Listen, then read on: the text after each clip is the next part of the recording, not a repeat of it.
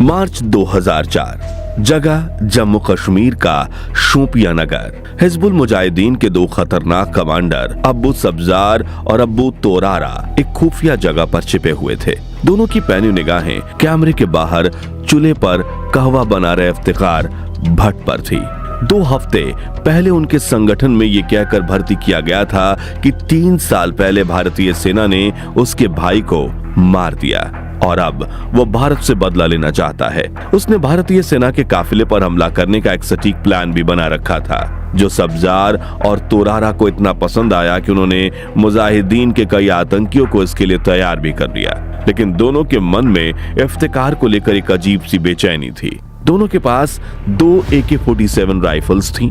तभी अबू सब्जार ने अपनी सिगरेट का एक कश लिया और तोरारा की तरफ देखते हुए बोला, क्या तुम फिर से उसके साथ बात करना चाहते हो? इतने में इफ्तिकार भट्ट कहवा लेकर कमरे में दाखिल हो जाता है। 6 फुट 2 इंच लंबा, बाल बड़े और लंबी दाढ़ी रखने वाला हट्टा खट्टा इंसान। वो दोनों कमांडरों को कहवा देता है। तभी तोरारा अपनी कठोर आवाज में इफ्तिकार से कहता है, मैं तुमसे आखिरी बार पूछूंगा, आखिर तू है कौन? तब इफ्तिकार अचानक से अपने कंधे पर लटकी AK-47 उतारकर तोरारा के सामने पटक देता और कहता है, भाईजान, अगर मुझ पर शक है तो ये बंदूक लो और मुझे गोली मार दो।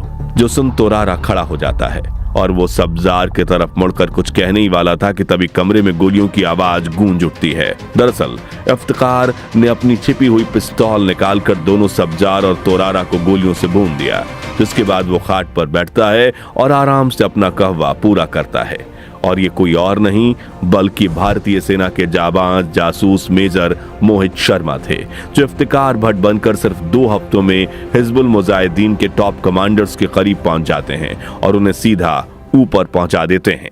मेजर मोहित शर्मा, जिन्होंने अपने बाल बढ़ाए, दाढ़ी बढ़ाई, आतंकी संगठन में शामिल हुए, उनकी आंखों में आंखें डालकर झूठ बोला, हफ्तों तक भरोसा जीता और फिर एक पल में उनकी छाती में गोली दागकर जहन्नुम भेज दिया।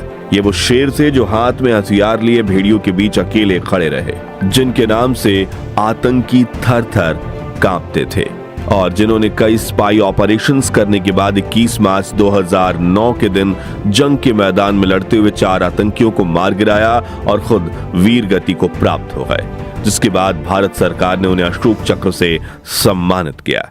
कहा जा रहा है कि हाल ही में मशहूर हुई फिल्म धुरंधर में रणवीर सिंह का किरदार मेजर मोहित शर्मा की कहानी से ही प्रेरित है। और आज के इस वीडियो में हम बात करेंगे मेजर मोहित शर्मा जैसे ही भारत के उन शेरों की, जिन्होंने मौत को सिर्फ गले नहीं लगाया बल्कि उनकी आंखों में आग डालकर यह कहा, दम है तो मौत के नाम से डरा कर दिखा। इनमें से एक जासूस ने देश के लिए पाकिस्तानी आर्मी के अफसर से शादी की, एक ने भिखारी बनकर पाकिस्तान के न्यूक्लियर मिशन का पर्दाफाश कर दिया, तो एक जासूस तो खुद ही पाकिस्तानी सेना के मेजर बन गए थे। और इनकी कहानियां सुनकर आपके भी रोंगटे खड़े हो जाएंगे और आपका हाथ इन्हें सलूट करने के लिए अपने आप ऊपर उठ जाएगा।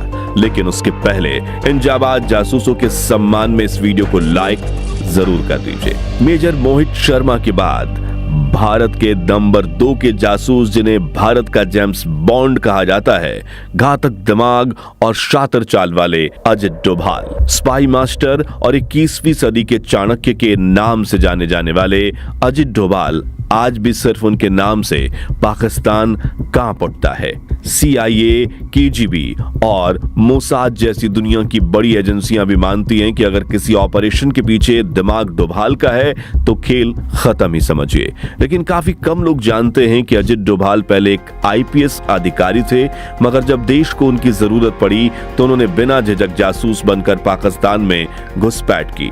1970 के दशक में जब पाकिस्तान न्यूक्लियर बम बनाने की तैयारी कर रहा था, तब रॉ ने उन्हें कहौता भेजा, जहां उन्होंने भिखारी का भेष बनाकर महीनों रिसर्च सेंटर के बाहर बैठकर पाकिस्तान के गुप्त न्यूक्लियर मिशन की सारी जानकारी निकाल ली। वैज्ञानिकों और गार्ड्स से दोस्ती करके उन्होंने ऐसे ऐसे राज खोले जिसकी किसी को कल्पना भी नहीं थी। वो तो वहां तक कर गए कि वैज्ञानिक जहां बाल कटवाते वहां से बालों की लत उठाकर भारत भेजते और टेस्ट में साबित हो गया कि पाकिस्तान सचमुच परमाणु बम बना रहा है। इन 7 वर्षों में डोभाल कई बार पकड़े जाने से बचे, कभी भीड़ में दाढ़ी गिर गई तो कभी कान देखकर शक हुआ, लेकिन हर बार वो बचकर निकल गए और फिर भी किसी नए शहर में गायब हो गए। पाकिस्तान में उनके इस अंडरकवर ऑपरेशन ने भारत को वो जानकारी दी जिसने आने वाले दशकों में पूरे दक्षिण एशिया की सुरक्षा की नीति बदल दी, और इनके इसी वीरता भरे कार्यों के कारनामों के लिए उन्हें भारत के दूसरे सबसे बड़े शौर्य वीरता पुरस्कार कृति चक्र से सम्मानित किया गया है। आज वो भारत के नेशनल सिक्योरिटी एडवाइजर हैं। धुरंधर फिल्म में आर माधवन का किरदार भी उन्हीं से प्रेरित है। और अगर आप अजित डोभाल पर फुल वीडियो देखना चाहते हैं तो डिस्क्रिप्शन में दी गई लिंक में देख सकते हैं। नंबर 3, सहमत खान। एक ऐसा नाम जो भारत के अंडरकवर दुनिया में आज भी फुसफुसाहट की तरह लिया जाता है। सहमत जो किसी लड़की का बदला हुआ नाम है। वो असल में कश्मीर के एक अमीर मुस्लिम परिवार की बेटी थी, लेकिन जब 1971 में भारत पाकिस्तान युद्ध से पहले देश को उनकी जरूरत पड़ी तो उन्होंने बिना किसी डर के वो रास्ता चुना जिसे चुनने की हिम्मत बहुत कम लोग कर पाते हैं। इस मिशन के लिए उन्होंने पाकिस्तान के एक बड़े आर्मी ऑफिसर से शादी की ताकि वो आसानी से पाकिस्तानी मिलिट्री के सबसे गुप्त सर्कल तक पहुंच सके। पाकिस्तान में रहते हुए उन्होंने कई महत्वपूर्ण जानकारियां भारत तक पहुंचाई, लेकिन सबसे अहम खुलासा था पाकिस्तानी नेवी का वो खतरनाक प्लान जिसमें वे INS विराट को डुबाने की तैयारी कर रहे थे। सहमत की भेजी गई इस खुफिया जानकारी ने ही भारत को इस हमले को नाकाम करने में मदद की थी और हजारों सैनिकों की जान बच गई। मिशन पूरा करने के बाद सहमत भारत लौटी, तब वह गर्भवती थी। आगे चलकर उन्होंने एक बेटे को जन्म दिया जो बाद में खुद भारतीय सेना में शामिल हुआ, यानी देशभक्त उनके परिवार की विरासत थी। सहमत की इस अविश्वसनीय कहानी पर साल 2018 में बनी फिल्म राजी, जिसमें आलिया भट्ट ने उनका किरदार निभाया। ये फिल्म तो मशहूर हुई, लेकिन असली सहमत खान की पहचान आज भी रहस्य से ढकी हुई है। दुर्भाग्य से उसी साल 2018 में ये जाबाज अंडरकवर एजेंट इस दुनिया से रुखसत हो गई। नंबर 4 पर है वो जासूस जिनका नाम आज भी रॉ की दीवारों में धीमी आवाज में लिया जाता है। वो है रविंद्र कौशिक, जिन्हें खुद प्रधानमंत्री इंदिरा गांधी ने द ब्लैक टाइगर की उपाधि दी थी। राजस्थान के श्रीगंगानगर में जन्मे रविंद्र बचपन से ही एक बेहतरीन थिएटर आर्टिस्ट थे। लखनऊ में एक नाटक के दौरान रॉ के अफसरों की नजर उन पर पड़ी। रविंद्र की बॉडी लैंग्वेज, उनके डायलॉग डिलीवरी और अलग अलग किरदारों में ढल जाने की कैपेबिलिटी देखकर वो समझ गए कि ये लड़का सिर्फ मंच पर ही नहीं बल्कि जासूसी की दुनिया में भी कमाल कर सकता है। उन्होंने तुरंत ही रविंद्र को रॉ ज्वाइन करने का ऑफर दिया और रविंद्र ने बिना एक सेकंड खोए इसे स्वीकार कर लिया। इसके बाद शुरू हुई उनकी 2 साल लंबी ट्रेनिंग, जिसमें उन्होंने उर्दू सीखी, इस्लामिक संस्कृति पढ़ी, पाकिस्तान के रीति रिवाज समझे और वो सब सीखा जो एक जासूस को दुश्मन की धरती पर जिंदा रहने के लिए चाहिए होता है। 1975 में सिर्फ 23 साल की उम्र में वो अपनी पहचान मिटाकर पाकिस्तान पहुंच चुके थे, नए नाम के साथ, नई जिंदगी के साथ, नबी अहमद शाकिर। उन्होंने कराची यूनिवर्सिटी से LLB की, एक पाकिस्तानी लड़की अमानत से शादी की और फिर धीरे धीरे पाकिस्तानी आर्मी में भर्ती होकर मेजर के रैंक तक पहुंच गए। और इसी रैंक पर रहते उन्होंने भारत को ऐसी ऐसी गोपनीय सूचनाएं भेजी जिसने हमारी सेना को 70 और 80 के दशक में काफी मदद की ISI और आतंकवादी संगठनों के प्लान्स नाकामयाब करने में। दोस्तों, रविंद्र कौशिक वो जासूस थे जो पाकिस्तान की सेना के बीच बैठकर रोज भारत की रक्षा कर रहे थे, अकेले बिना किसी सपोर्ट के, मौत के साए में। लेकिन 1985 में रॉ के ही एक दूसरे एजेंट की गलती ने उनका पर्दाफाश कर दिया। रविंद्र गिरफ्तार हुए और पाकिस्तानी कोर्ट ने उन्हें उम्र कैद की सजा दी, लेकिन बहुत टॉर्चर, पूछताछ और अमानवीय हालतों के बीच उन्होंने भारत का एक भी राज कभी पाकिस्तान को नहीं बताया। अंत में 2001 में TB से पीड़ित होकर पाकिस्तान की जेल में ही उनकी मृत्यु हो गई। नंबर 5 पर हैं मोहनलाल भास्कर, रॉ के वो जाबाज जासूस जिन्होंने पाकिस्तान के न्यूक्लियर प्रोग्राम का सच दुनिया के सामने लाने में सबसे अहम भूमिका निभाई। इस मिशन के लिए उन्होंने अपना पूरा जीवन, पहचान और धर्म तक बदला। पाकिस्तान में घुसने से पहले उन्होंने इस्लाम कबूल किया, अपना नाम मोहम्मद असलम रखा, उर्दू बोली, नई पहचान बनाई। फिर साल 1967 में वो अपने पहले अंडरकवर मिशन पर निकल पड़े। ये मिशन इतना खतरनाक था कि जानकारी भेजने के लिए भास्कर ने सिर्फ 1 साल में 15 बार से ज्यादा भारत पाकिस्तान बॉर्डर क्रॉस किया, वो भी बिना किसी इलेक्ट्रॉनिक सपोर्ट के, सिर्फ दिमाग, हिम्मत और किस्मत के भरोसे। इसी दौरान उन्होंने पाकिस्तान की न्यूक्लियर प्रोजेक्ट की कई अहम सूचनाएं रॉ तक पहुंचाई, लेकिन 1968 में उनके ही साथी अमरिक सिंह के धोखे ने उनका पूरा ऑपरेशन उजाड़ दिया। दरअसल अमरिक एक डबल एजेंट था जो भारत से भी पैसे ले रहा था और पाकिस्तान से भी। उसकी गद्दारी के कारण मोहनलाल भास्कर गिरफ्तार हो गए। पाकिस्तान में उन पर जासूसी के आरोप लगे, उन्हें यातनाएं दी गई, लेकिन उन्होंने कभी भारत के खिलाफ कुछ नहीं कहा। लगभग 6 साल जेल में बिताने के बाद शिमला समझौते के तहत 1974 में हुए कैदियों के एक्सचेंज में मोहनलाल भास्कर आखिरकार रिहा हुए और भारत लौट पाए।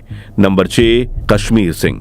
पंजाब के होशियारपुर के रहने वाले खामोश योद्धा जो जासूस बनने से पहले भारतीय सेना का हिस्सा थे। फोटोग्राफी उनका शौक था और इसी शौक ने उन्हें रॉ की नजर मिला दिया। उन्हें एक पार्ट टाइम स्पाई की तरह भर्ती किया गया, जिसके बदले उन्हें 400 रुपए महीने मिलते थे। उनका मिशन था पाकिस्तान बॉर्डर के पास सेना की यूनिट्स की गिनती जुटाना और उनके रणनीतिक ठिकानों की तस्वीरें खींचना। 1969 में वो पहली बार मोहम्मद इब्राहिम नाम से पाकिस्तान में घुसे और अगले कई सालों तक भारत को पाकिस्तानी सेना की बेहद महत्वपूर्ण जानकारी पहुंचाते रहे। उनकी भेजी गई इंटेलिजेंस 1971 के युद्ध में भारत के लिए बेहद निर्णायक साबित हुई, लेकिन 1973 में एक दूसरे भारतीय एजेंट के भेद खोलने की वजह से कश्मीर सिंह पकड़े गए और पाकिस्तान के जेल में डाल दिए गए।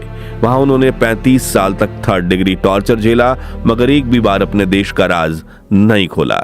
आखिरकार 2008 में पाकिस्तान ने मानवीय आधार पर उन्हें रिहा कर दिया। नंबर 7 पर हैं रामेश्वर नाथ काऊ। वो दिग्गज जासूस जिनका नाम सिर्फ भारत ही नहीं बल्कि पूरी दुनिया की इंटेलिजेंस कम्युनिटी में दिग्गजों के साथ लिया जाता है। यूपी के वाराणसी में जन्मे काऊ ने अपने करियर की शुरुआत एक आईपीएस अधिकारी के रूप में की थी, लेकिन उनका दिल हमेशा खुफिया काम की तरह खींचता था। उस दौर में देश के एक पावरफुल इंटेलिजेंस एजेंसी की जरूरत थी और इसी मिशन को पूरा करते हुए 1968 में उन्होंने उस संस्थान की नींव रखी जिसे आज दुनिया raw research and analysis wing के नाम से जानती है। वे इतने रहस्यमय, इतने शांत स्वभाव के थे कि उनकी जिंदगी के बारे में आज भी किसी को बहुत कम जानकारी है। उनके ऑपरेशंस, उनके नेटवर्क, उनकी दुनिया सब कुछ गोपनीय परतों में दफन है। लेकिन एक बात से सभी सहमत हैं कि अगर भारत के पास आज रॉ जैसी शक्तिशाली खुफिया एजेंसी है तो उसका असली श्रेय रामेश्वर नाथ काऊ को जाता है। लेकिन दुर्भाग्य से 2002 में 83 साल की उम्र में इस महान जासूस का देहांत हो गया। तो दोस्तों, ये थे वो महान भारतीय जासूस जिन पर हर भारतीय को गर्व होना चाहिए और जिनकी कहानी सुनकर दुनिया भर के स्पाइसेस भी दांतों तले उंगलियां दबा लेते हैं। वैसे इन जासूसों की वीरता को लेकर आप क्या कहना चाहेंगे, कमेंट्स में बताइए। ये वीडियो अच्छा लगा हो तो इसे जितना हो सके लाइक शेयर करके हर भारतीय तक पहुंचाइए और ऐसे ही रोंगटे खड़े कर देने वाले वीडियोस देखते रहने के लिए हमारे चैनल को सब्सक्राइब करके पास वाली घंटी जरूर बजा दीजिए। जय हिंद, जय भारत।